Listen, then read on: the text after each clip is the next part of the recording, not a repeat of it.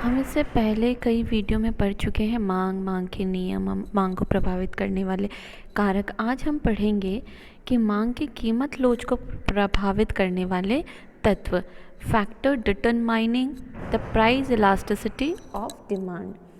जैसा कि हम पहले पढ़ चुके हैं कि इलास्टिसिटी ऑफ डिमांड में मैक्सिमम दो चीज़ हैं, वो ज़्यादा इम्पोर्टेंट होती है, लोचदार और बेलोचदार मांग की लोच। ठीक है, दो होते हैं, बेलोचदार मांग की लोच और लोचदार। तो ये याद रखने की ज़रूरत है कि हमारी जो मांग के नियम को प्रभावित करने वाले कारक और मांग की कीमत लोच को प्रभावित करने वाले कारक, दोनों में बहुत अंतर होता है। तो इसमें आप लोग कंफ्यूज मत हो जाना। तो हम दो चीज़ पढ़ रहे हैं, बेलोचदार और लोचदार। ठीक है, उसको साथ में ध्यान में रखते हुए हम पढ़ेंगे कि मांग की कीमत लोच को प्रभावित करने वाले कौन कौन से तत्व होते हैं। जैसे वस्तु की प्रकृति, नेचर ऑफ जो कमोडिटी होती है उसे हम तीन भागों में डिवाइड करते हैं। जो वस्तु की प्रकृति होती है, नॉर्मली नेचर ऑफ कमोडिटी, पहली क्या है, आवश्यकता की वस्तुएं, नेसेसरी गुड जो होती हैं। फिर आरामदायक वस्तुएं, कंफर्ट्स गुड जो होती हैं। फिर विलासिता की वस्तुएं, मतलब लग्जरी गुड हैं। ये तीन जो गुड्स हैं, ये तीन जो वस्तुएं हैं, ये मांग की कीमत लोच को प्रभावित करती हैं। कैसे? जैसे मान लीजिए कि जो हमारी नेसेसरी गुड है, दाल चावल आटा, ये चीज़ है, इनमें अगर प्राइस थोड़ा सा भी बढ़े या कम हो तो हम उनका डिमांड ज़्यादा कम बढ़ा नहीं सकते हैं। हम नॉर्मली क्या करते हैं, हम जितना कंजप्शन कर रहे हैं उतना ही कंजप्शन करते हैं। अगर थोड़े से भी उसके प्राइस में ऊपर नीचे हुआ तो इसको हम कहते हैं इनइलास्टिक, मतलब बेलोचदार मांग। जब बेलोचदार मांग का मतलब होता है कि जहाँ पे प्राइस के चेंज होने से, मतलब 1% अगर प्राइस का चेंज हो रहा है तो उसके डिमांड में कम से कम 5 से 10%, 50% का चेंज हो रहा है, तो ये क्या हो जाता है, लोचदार वस्तुएं हो जाती हैं।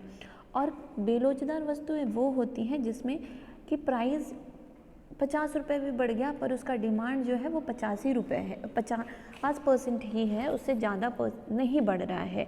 जितना पहले था उतना ही हम डिमांड कर रहे हैं। उसमें एक कमोडिटी होती है, मान लीजिए सॉल्ट का प्राइस, नमक का प्राइस कितना भी बढ़ाइए पर उसकी जो मांग है उसमें हम कमी नहीं करते, तो वैसी वस्तुएं क्या कहलाती हैं, बेलोचदार वस्तुएं। तो हम देख रहे हैं कि जो नेसेसरी गुड है वो कौन सी वस्तुएं हैं, वो बेलोचदार वस्तुएं होती हैं। उसमें कम लोच होता है क्योंकि हमें वो ज़रूरी वस्तुएं, हमें उसका यूज़ करना ही करना होता है। और फिर दूसरी वस्तु है कंफर्ट गुड्स। कंफर्ट गुड्स में क्या होती है, आरामदायक वस्तुएं, मान लीजिए एसी, पंखा, और ये सारे, पंखा मान लीजिए, और गैस, ये सारी चीज़ें हमारी ये कंफर्ट गुड्स हैं। तो हम इनमें भी थोड़ा बहुत ही चेंज करते हैं। पंखा या गैस ये हमारी कंफर्ट के हिसाब से होती है, तो इसमें ये भी वस्तुएं जो हैं वो लोचदार होती हैं पर कम लोचदार होती हैं।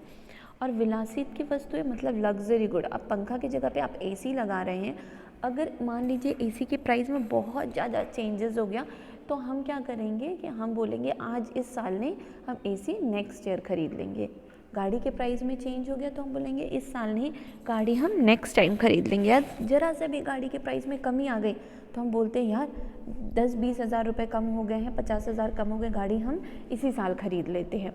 तो उसमें थोड़ा सा प्राइस में चेंज होने से उसके डिमांड में क्या हुआ, ज़्यादा चेंजेस हो गया। तो ये कैसी वस्तुएं हैं, लोचदार, बेलोचदार वस्तुएं हैं।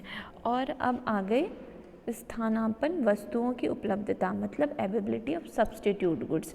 मान लीजिए किसी गुड्स का सब्स्टिट्यूट है, मतलब सब्स्टिट्यूट मतलब उसकी स्थापन वस्तुएं, मतलब आप चाय की जगह कॉफ़ी यूज़ कर सकते हैं, शरबत की जगह लस्सी यूज़ कर सकते हैं। तो ऐसी वस्तुओं का क्या होता है, लोच कैसा होता है, लोचदार होता है। और ऐसी वस्तुएं जिनका कोई सब्स्टिट्यूट नहीं हो, वो और बस एक ही चीज़ हो और उसकी यूज़ ना हो, सॉल्ट की जगह हम कुछ यूज़ नहीं कर सकते हैं, तो ऐसी वस्तुओं को क्या करेंगे हम, उनका जो लोच होगी वो क्या होगी, बेलोचदार।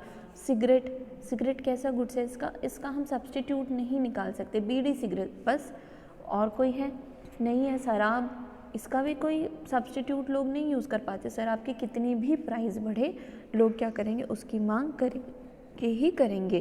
तो ये कैसी वस्तु हो गई, ये हो गई बेलोचदार वस्तुएं।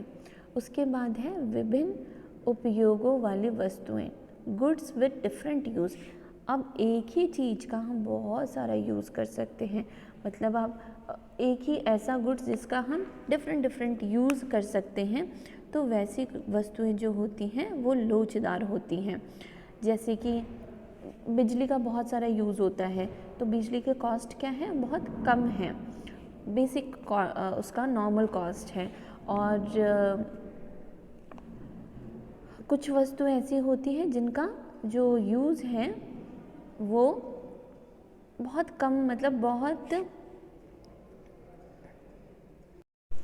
अब मान लीजिए जो बिजली है उसका यूज़ है वो लिमिटेड हो जाए, मतलब सरकार बोले कि सिर्फ आपको बिजली ही चलाने के लिए यूज़ करना पड़ेगा, लाइट और मोबाइल वगैरह के लिए यूज़ नहीं करना पड़ेगा, तो लोग क्या करेंगे, इसके डिमांड में चेंजेस कर देंगे, थोड़ा ही डिमांड करेंगे, क्योंकि सिर्फ बिजली यूज़ करना है। तो ये कैसा हो गया, ये लोचदार हो गया।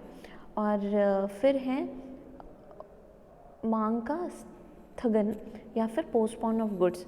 कुछ गुड्स ऐसे होते हैं जिनको हम बाद में भी यूज़ कर सकते हैं, मतलब मान लीजिए कि मकान बनाना है, तो ईंटा पत्थर बजरी इसके प्राइस में थोड़ा सा भी इंक्रीज़ होगा तो हम क्या बोलते हैं, मकान तो बाद में भी बन जाएगा। तो ये कैसी वस्तुएं हो गई, ये लोचदार वस्तुएं हो गई। और बेलोचदार जैसे हो गया हॉस्पिटल, पेट में दर्द है, हाथ में दर्द है, पैर टूट गया, तो तुरंत ही जाना है, इसे हम पोस्टपोन नहीं कर सकते हैं। तो ये क्या हो गया, जिसको हम स्थगित या फिर बाद के लिए नहीं छोड़ सकते हैं, तो ये कैसी वस्तुएं होगी, ये बेलोचदार वस्तुएं हो गई। इसमें कोई लोच नहीं होती, कोई इलास्टिसिटी नहीं होती, ये सीधी खड़ी रहती हैं। और उपभोक्ता की आदत, एक हैबिट है, उस पर भी डिपेंड करता है कि इलास्टिसिटी कैसी होगी। मान लीजिए कि किसी शराबी को शराब पीने की आदत है, तो उसके प्राइस में कितना भी चेंजेस करो, वो कहीं से भी चोरी चकारी करके भी लाके वो शराब खरीदेगा। तो वैसी जिस वस्तुओं की आदत हैबिट हो गई है, वैसी वस्तुएं क्या होती हैं, वो वस्तुएं होती हैं बेलोचदार। और लोचदार वस्तुएं कैसी हो गई, मान लीजिए हम आइसक्रीम खाने का मन कर रहा है, पर पता चला आइसक्रीम का कॉस्ट अचानक से 100 रुपये एक छोटी आइसक्रीम का हो गया, तो हम कहते हैं छोड़ो अभी नहीं, बाद में खा लेंगे। तो ऐसी वस्तुएं क्या हो गई, ये लोचदार वस्तुएं हो गई। फिर है किसी वस्तु पर खर्च की जाने वाली आय का अनुपात। मान लीजिए कि नमक पे हम कितना खर्च करते हैं, बहुत कम अपना प्राइस खर्च करते हैं, तो इसके प्राइस में ज़्यादा चेंजेस हो जाएगा, तो हम इसके डिमांड में क्या करेंगे, चेंजेस नहीं करेंगे। तो ये कैसी वस्तुएं हो गई, ये बेलोचदार वस्तुएं हो गई। छोटी छोटी चीज़, माचिस का डब्बा, अगर इसके प्राइस में बहुत ज़्यादा इंक्रीज़ हो गया, या फिर मान लीजिए न्यूज़पेपर के प्राइस में इंक्रीज़ हो गया, तो ये क्या है, छोटा प्राइस है, तो हम इसका क्या करेंगे, अगर 1.5 रुपये का न्यूज़पेपर है 2 रुपये हो गया, तो हम इसके प्राइस में मतलब डिमांड में हम कमी नहीं करेंगे। और ये ऐसी वस्तुएं क्या हो गई, ये बेलोचदार वस्तुएं हो गई। लोचदार वस्तुएं कैसी हो गई, जिस पे हम ज़्यादा खर्च करते हैं, गाड़ी, मकान, लग्जरी, अपना ड्रेस, ये सब पे हम ज़्यादा खर्च करते हैं, तो हम इसे क्या करते हैं, पोस्टपोन कर सकते हैं। तो ऐसी वस्तुएं क्या होती हैं, लोचदार वस्तुएं। उसके बाद समय भी कीमत स्तर या प्राइस लेवल जो होता है, अगर मार्केट में प्राइस ज़्यादा है, हमारे पास बहुत पैसे हैं, तो हम उस वस्तुओं का डिमांड कम नहीं करेंगे, प्राइस बढ़ने पे भी डिमांड उतने ही करेंगे। वैसी वस्तुएं क्या हो जाएंगी, बेलोचदार हो जाएंगी। समय, अब टाइम में क्या होता है कि जो हम बहुत आराम से टाइम लगा के यूज़ कर सकते हैं जिस चीज़ को, अरे ये बाद में भी यूज़ हो जाएगा, वैसी वस्तुएं क्या होती हैं, लोचदार वस्तुएं होती हैं। कुछ वस्तुएं ऐसी जो हमें इमरजेंसी में तुरंत चाहिए होती हैं, हॉस्पिटल का, मान लीजिए हॉस्पिटल जाना है तो अभी तुरंत ही जाना है, तो ऐसी वस्तुएं क्या हो गई, बेलोचदार हो गई। पूरक वस्तुएं, कॉम्प्लीमेंट्री गुड्स, मतलब एक के बदला हम एक यूज़ कर सकते, एक के साथ एक यूज़ कर सकते हैं। पेट्रोल डीजल, कार पेट्रोल, या फिर पेन का अपर वाला खोल और उसके अंदर लीड, ये सब चीज़ क्या है, ये कॉम्प्लीमेंट्री गुड्स हैं। हम एक के बदला एक का यूज़ नहीं कर सकते, हमको दोनों साथ में यूज़ करना है। तो ऐसी गुड्स जो होती हैं वो क्या होती हैं, बेलोचदार वस्तुएं होती हैं। तो प्रस्थापन वस्तुओं की उपलब्धता मतलब सब्स्टिट्यूट और कॉम्प्लीमेंट्री गुड्स, और वस्तु की कीमत स्तर मांग की लोच के दो सबसे महत्वपूर्ण निर्धारक हैं। कौन कौन से? प्रस्थापन वस्तुएं, सब्स्टिट्यूट्स और कॉम्प्लीमेंट्री गुड्स, और दूसरा है हमारी कीमत स्तर। ये बहुत इम्पॉर्टेंट है। तो हम दूसरी क्लास में पढ़ेंगे।